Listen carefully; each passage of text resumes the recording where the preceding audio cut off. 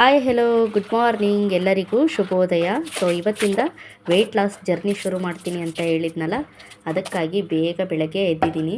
So ಎದ್ದು brush ಎಲ್ಲ ಮಾಡಿ ಮುಖ ತೊಳ್ಕೊಂಡು ಒಂದು ಗ್ಲಾಸು ಬಿಸಿ ನೀರಿಗೆ ಅರ್ಧ ನಿಂಬೆಹಣ್ಣನ್ನು ಇಟ್ಕೊಂಡು ಸೊ ಕುಡಿತಾ ಇದ್ದೀನಿ ಖಾಲಿ ಹೊಟ್ಟೆಯಲ್ಲಿ ಬಿಸಿ ನೀರು ಸೇವಿಸೋದು, ಅದರಲ್ಲೂ ಸಹ ನಿಂಬೆಹಣ್ಣನ್ನು ಬಿಸಿ ನೀರಿಗೆ ಸ್ವಲ್ಪ ಮತ್ತು ಜೇನುತುಪ್ಪನ ಸೇರಿಸಿ ಕುಡಿಯೋದ್ರಿಂದ ಎಷ್ಟೋ ಬೊಜ್ಜು ಕರಗಿಸಲು ಸಹಕಾರಿಯಾಗುತ್ತೆ. ಸೊ ಹಾಗಾಗಿ ನಾನು ಸಹ ಇವತ್ತಿಂದ ಟ್ರೈ ಮಾಡ್ತೀನಿ.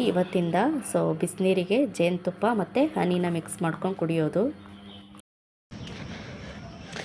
Hi hello good morning. ಎಲ್ರಿಗೂ ಕಾಫಿ ಆಯಿತು ಅಂದ್ಕೊಂಡಿದ್ದೀನಿ. ಸೊ ಬೆಳಗ್ಗೆಯಿಂದ ಇವತ್ತಿಂದ ವಾಕಿಂಗ್ ಶುರು ಮಾಡಿದ್ದೀನಿ. ಹೇಗೋಗುತ್ತೋ ಗೊತ್ತಿಲ್ಲ. ಸೊ ವಾಕ್ ಮಾಡಿ ಮತ್ತೆ ಸಿಗ್ತೀನಿ. ಮೊದಲೆಲ್ಲ ನಾನು ತುಂಬ ವಾಕ್ ಮಾಡ್ತಾ ಇದ್ದೆ. ನನಗೆ ವಾಕ್ ಮಾಡಿ ರೂಢಿನೂ ಸಹ ಇದೆ, ಬೆಳಗ್ಗೆ ಬೇಗ ಎದ್ದು ವಾಕ್ ಮಾಡೋದು. ಈ ಸಮ್ಮರ್ ಹಾಲಿಡೇಸ್ ಯಾವಾಗ ಬಂತು ನೋಡಿ, ಆಗ ನಾನು ಲೇಸಿತನ ಮಾಡಿಬಿಟ್ಟೆ.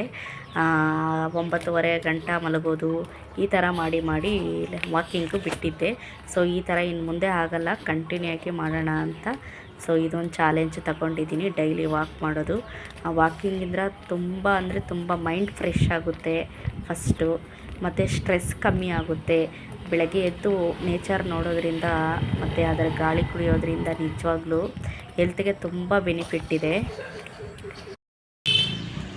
ಸೊ 10 ರೌಂಡ್ಸ್ ಆಯಿತು. ಇನ್ಮೇಲೆ ವಾಕಿಂಗು ಮತ್ತು ಫುಡ್ ಲೈಫ್ ಸ್ಟೈಲು ಪ್ರತಿಯೊಂದು ಚೇಂಜ್ ಆಗ್ತಾ ಹೋಗುತ್ತೆ. ಸೊ 10 ರೌಂಡ್ ಆಗಿ ಸ್ವಲ್ಪ ರೆಸ್ಟ್ಗೆ ಅಂತ ಕೂತಿದ್ದೀನಿ.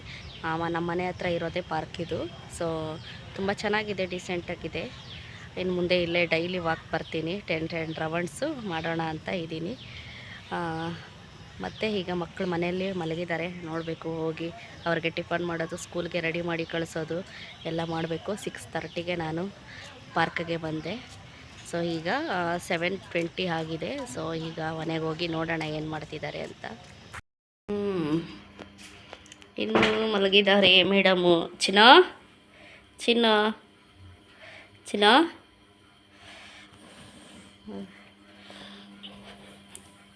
ಪುಟ್ಟು ಮಗನೇ, ಸ್ಕೂಲ್ ಹೋಗ್ಬೇಕಿದ್ದೇಳ್ರು.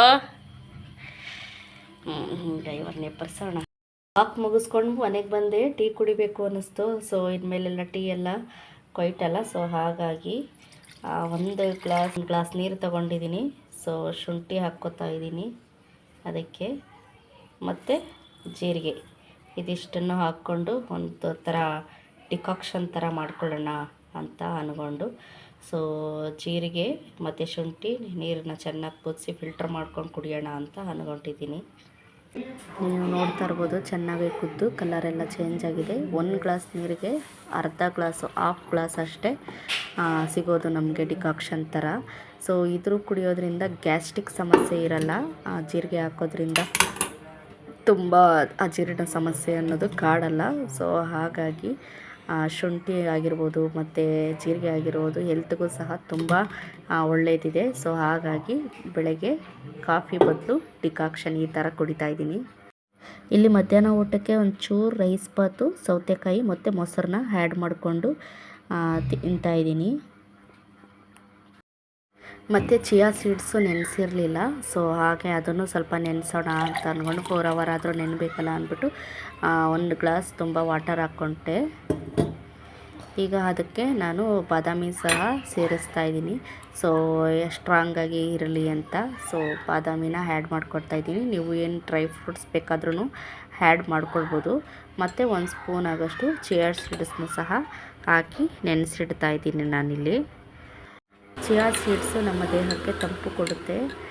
ಬಾದಾಮಿ ಮತ್ತು ಚಿಯಾ ಸೀಡ್ಸು ಮತ್ತು ನಿಂಬೆ ರಸ, ಇವು 3 ಸೇರಿಸಿದ್ದೀನಿ. ಇದು ಈಗ ಚಿಯಾ ಸೀಡ್ಸು ನೆನೆಯೋದಕ್ಕೆ ಒಂದು 4 ಅವರ್ ಆದರೂ ತಗೊಳ್ಳುತ್ತೆ. ಸೊ ಇದನ್ನಾಗೆ ಮುಚ್ಚಿ ಇಡ್ತಾ ಇದ್ದೀನಿ, ತಿರುಗಿಸ್ಕೊಟ್ಬಿಟ್ಟು ನೀಟಾಗಿ ನೆನ್ಕೊಳ್ಳಿ.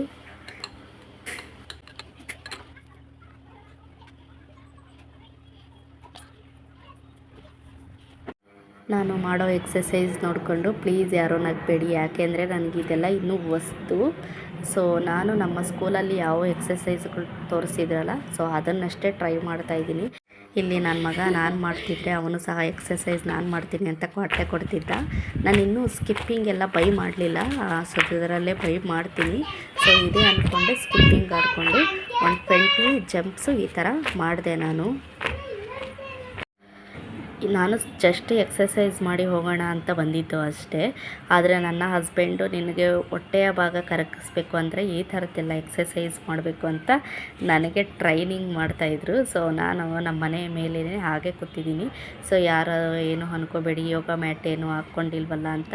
ಸೊ ನಾನು ಜಸ್ಟ್ ಎಕ್ಸಸೈಸ್ ಮಾಡಿ ವಾಕ್ ಮಾಡ್ಕೊಂಡು ಹೋಗೋಣ ಅಂತ ಬಂದೆ. ಅವರೆಲ್ಲ ಹೇಳ್ಕೊಡ್ತಾ ಇದ್ದಾರೆ ನನಗೆ,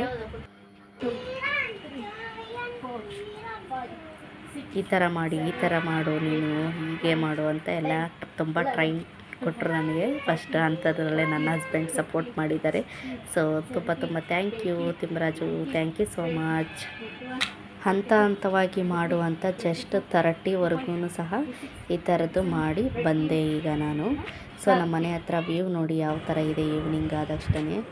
ಸೊ ತುಂಬ ಖುಷಿಯಾಗುತ್ತೆ ಈ ವ್ಯೂ ಎಲ್ಲ ನೋಡೋದಕ್ಕೆ ಈವ್ನಿಂಗ್ ಟೈಮಲ್ಲಿ. ನನ್ನ ಮಗಳು ಟ್ಯೂಷನ್ಗೆ ಹೋಗಿದ್ದಾಳೆ. ಸೊ ಅವಳು ಬರೋಷ್ಟರಲ್ಲಿ ಅಡುಗೆ ಮಾಡಬೇಕು. ನಾನು ನನ್ನ ಹಸ್ಬೆಂಡು ಸ್ವಲ್ಪ ಹೊತ್ತು ಟೈಮ್ ಸ್ಪೆಂಡ್ ಮಾಡಿದ್ವಿ ನಮ್ಮ ಮನೆ ಬಾಲ್ಕನಿ ಮೇಲೆ. ಈಗ ಮಗಳು ಬರೋಷ್ಟರಲ್ಲಿ ಅಡುಗೆ ಮಾಡಬೇಕು. ಸೊ ರೆಡಿ ಇದೆ ಅಡುಗೆ ಊಟ. ನಂದು ಇವತ್ತಿನ ಫುಡ್ಡು ಈ ಥರ ಇದೆ: ಬಸ್ಸಾರು, ಮುದ್ದೆ, ಅನ್ನ. ಸ್ವಲ್ಪ ಚಿಕ್ಕದಾಗಿ ತೊಗೊಂಡಿದ್ದೀನಿ ಅಷ್ಟೇ ಮುದ್ದೆ. ರೈಸ್ ಐಟಮ್ಸ್ ಎಲ್ಲ ಇನ್ಮೇಲೆ ಸ್ಟಾಪ್ ಮಾಡ್ತಿದ್ದೀನಿ. ಸೊ ಊಟ ಎಲ್ಲ ಆದಮೇಲೆ ಜಸ್ಟ್ ವಾಕಿಂಗ್ ಮಾಡ್ತಾಯಿದ್ದೀನಿ.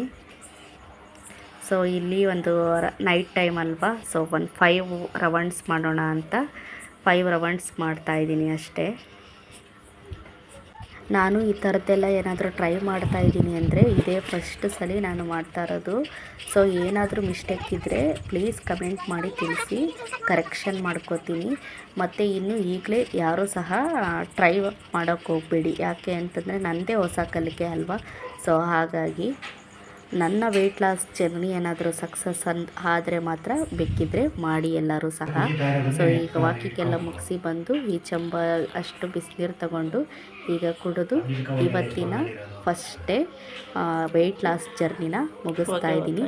ಎಲ್ಲರಿಗೂ ತುಂಬ ಧನ್ಯವಾದಗಳು. Thank you all. Bye take care.